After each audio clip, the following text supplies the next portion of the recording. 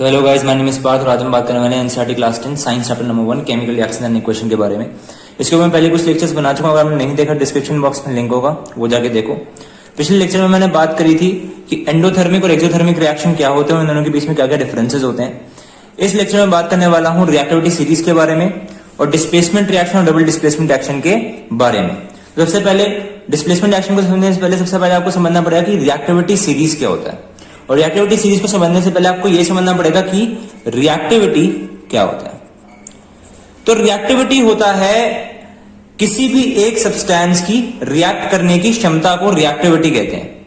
अब क्या होता है कि हमारे सराउंडिंग्स में बहुत सारे मेटल अवेलेबल है, उनमें से जो कुछ मेटल्स होते हैं वो बहुत जल्दी अपने सराउंडिंग से रिएक्ट कर जाते हैं, उनको हाईली रिएक्टिव मेटल्स बोला जाता है।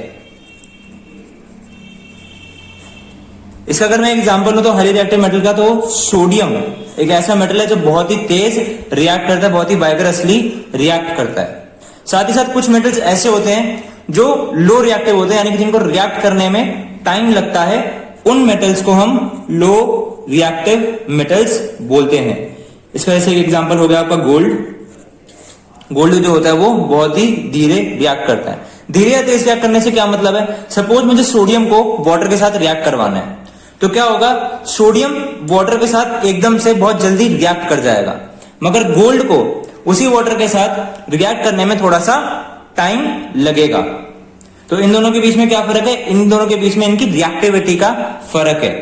ऐसे हम क्या करते हैं, हम एक सीरीज बनाते हैं मेटल्स की, और उन सीरीज में हम क्या करते हैं कि जो सबसे ज्यादा रिएक्टिव मेटल्स हैं उनको सबसे ऊपर रखते हैं। उसके बाद हम जैसे जैसे उस सीरीज से नीचे आते रहते हैं तो जो मेटल्स होते हैं उनकी रिएक्टिविटी कम होती रहती है, यानी कि हम उनको किस ऑर्डर में अरेंज करते हैं, हम उनको डिसेंडिंग ऑर्डर में अरेंज करते हैं। यानी कि जो सबसे ज्यादा रिएक्टिव है वो सबसे ऊपर आएगा, उससे कम उससे नीचे, उससे कम उससे नीचे, और जो सबसे लीस्ट रिएक्टिव होगा वो सबसे बॉटम में आएगा।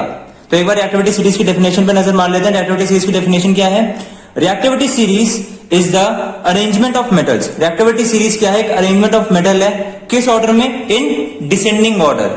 डिसेंडिंग ऑर्डर में, किस चीज के डिसेंडिंग ऑर्डर में, ऑफ देयर रिएक्टिविटी। यानी कि रिएक्टिविटी सीरीज एक अरेंजमेंट ऑफ मेटल्स की डिसेंडिंग ऑर्डर में, जिसमें हम उनको डिसेंडिंग ऑर्डर में रखते हैं उनकी रिएक्टिविटी के अकॉर्डिंग। समझ में आ रहा होगा रिएक्टिविटी सीरीज। सो गाइस, ये हमारी रिएक्टिविटी सीरीज। रिएक्टिविटी सीरीज में आप ध्यान से देख रहे हो कि यहाँ पर 15 एलिमेंट्स हैं। अब इस रिएक्टिविटी में जैसे जैसे आप नीचे की तरफ आओगे वैसे वैसे जो मेटल्स की रिएक्टिविटी है वो कम होती जाएगी। यानी कि जो यहाँ पर पोटेशियम है वो सबसे ज्यादा रिएक्टिव है, और यहाँ पर जो प्लैटिनम है वो सबसे लीस्ट रिएक्टिव है, और इसी ऑर्डर में जब आप आगे बढ़ते जाओगे तो रिएक्टिविटी कम होती जाएगी। अब ये 15 एलिमेंट्स हैं और इनको रिएक्टिविटी के सीरीज के अकॉर्डिंग रखा हुआ है। तो आप इन 15 एलिमेंट्स को याद कैसे करोगे? जनरली बच्चे इसको याद कर लेते हैं, मगर कुछ बच्चों को डिफिकल्टी आती है याद करने में, इनको अकॉर्डिंगली याद करने में।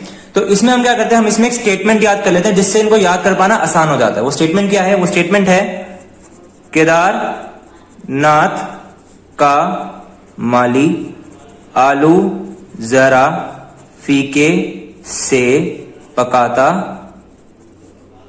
है, क्रिस्पी होते अगर और पकाता। तो ये बेसिकली एक स्टेटमेंट है, केदारनाथ का माली आलू जरा फीके से पकाता है, क्रिस्पी होते अगर और पकाता। और जब आप इस स्टेटमेंट के फर्स्ट लेटर्स लोगे सबके, तो वो वही है जो हमारी रिएक्टिविटी सीरीज है। तो ये एक तरीका हो सकता है रिएक्टिविटी सीरीज को याद करने का। आई होप यहां तक आपको रिएक्टिविटी सीरीज समझ में आ गई होगी। अब हम बात करने वाले हैं डिस्प्लेसमेंट रिएक्शन के बारे में। डिस्प्लेसमेंट रिएक्शन बेसिकली रिएक्टिविटी से रिलेटेड है, इसलिए मैंने आपको सबसे पहले रिएक्टिविटी सीरीज समझाया। तो what is displacement reaction? Such a reaction in which a more reactive metal displaces a less reactive metal from its salt solution is called displacement reaction. तो इस स्टेटमेंट का मतलब क्या है? इस स्टेट का मतलब समझाने के लिए मैं एक एग्जांपल ले लेता हूं सीधा। वो एग्जांपल सपोज मैं लेता हूं Fe plus CuSO4 gives you FeSO4 plus Cu। ये एक डिस्प्लेसमेंट रिएक्शन है। अब कैसे एक डिस्प्लेसमेंट रिएक्शन है, दोबारा स्टेटमेंट को बोलते हैं such a reaction in which a more reactive metal. सबसे पहले तो आपको यहां पर देखना पड़ेगा कि यहां पर कौन से दो मेटल हैं। यहां पर जो दो मेटल हैं उनमें से एक है आयरन और एक है कॉपर। वह कॉपर देख रहे होगे, कॉपर सिंगल नहीं है, यानी कि वो किसी एक सॉल्यूशन में डिसॉल्व्ड है। जिस सॉल्यूशन में मेटल और नॉन मेटल दोनों एक साथ डिसॉल्व होते हैं उस सॉल्यूशन को हम सॉल्ट सॉल्यूशन बोलते हैं। तो यहां पर बेसिकली किस किस के बीच में रिएक्शन हो रहा है, एक सिंगल मेटल आयरन और एक सॉल्ट सॉल्यूशन कॉपर सल्फेट के बीच में। अब अगर मैं अपनी रिएक्टिविटी सीरीज में जाऊं वापस, तो मैं अपनी रिएक्टिविटी सीरीज में ये देखूंगा कि जो आयरन है वो ज्यादा रिएक्टिव है किससे, कॉपर से, क्योंकि जो आयरन है वो रिएक्टिविटी सीरीज में ऊपर आ रहा है और जो कॉपर है वो रिएक्टिविटी सीरीज में नीचे आ रहा है। तो यहां पर जो आयरन है वो ज्यादा रिएक्टिव है और जो कॉपर है वो लेस रिएक्टिव है।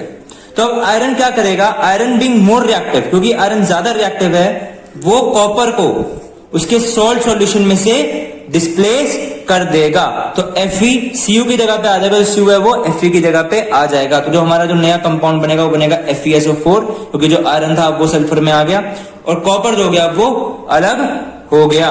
तो ये इसको कहते हैं डिस्प्लेसमेंट रिएक्शन। तो डिस्प्लेसमेंट रिएक्शन में क्या होता है, डिस्प्लेसमेंट रिएक्शन में एक सॉल्ट सॉल्यूशन एक मेटल से रिएक्ट करता है और जो ज्यादा रिएक्टिव मेटल होता है वो लेस रिएक्टिव मेटल को उसके सॉल्ट सॉल्यूशन में से डिस्प्लेस कर देता है। आ रही है बात समझ। तो हम बात करने वाले हैं डबल डिस्प्लेसमेंट रिएक्शन के बारे में। डबल डिस्प्लेसमेंट रिएक्शन क्या होता है, double displacement reaction such a reaction in which there is an exchange of ion between salt solution. यानी कि यहां पर क्या होता है डबल डिस्प्लेसमेंट में, डबल डिस्प्लेसमेंट में दो सॉल्ट सॉल्यूशन आपस में रिएक्ट करते हैं और उन दोनों सॉल्ट सॉल्यूशन के जो आयन्स हैं वो आपस में एक्सचेंज हो जाते हैं। क्या डिफरेंस होता है डिस्प्लेसमेंट रिएक्शन और डबल डिस्प्लेसमेंट रिएक्शन के बीच में। डिस्प्लेसमेंट रिएक्शन में क्या होता है, डिस्प्लेसमेंट रिएक्शन में एक मेटल एक सॉल्ट सॉल्यूशन के साथ रिएक्ट करता है, मगर डबल डिस्प्लेसमेंट रिएक्शन में क्या होता है, डबल डिस्प्लेसमेंट रिएक्शन में दोनों ही सॉल्ट सॉल्यूशन आपस में रिएक्ट करते हैं। इसको हम एक एग्जांपल से समझ लेते हैं। एग्जांपल है Na2SO4 plus BaCl2 gives you BaSO4 plus 2NaCl। ये एक डबल डिस्प्लेसमेंट रिएक्शन है। अगर आप इसको ध्यान से देख रहे होगे तो हमारे रिएक्टेंट में तो दो हमारे पास हमारे रिएक्टेंट हैं वो दोनों के दोनों ही सॉल्ट सॉल्यूशन हैं।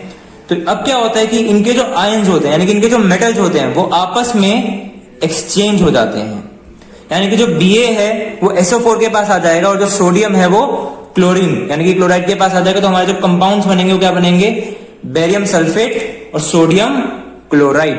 तो इसको हम क्या कहते हैं, double displacement reaction. So what is double displacement reaction? Double displacement reaction is a reaction in which there is an exchange of ions between two salt solutions.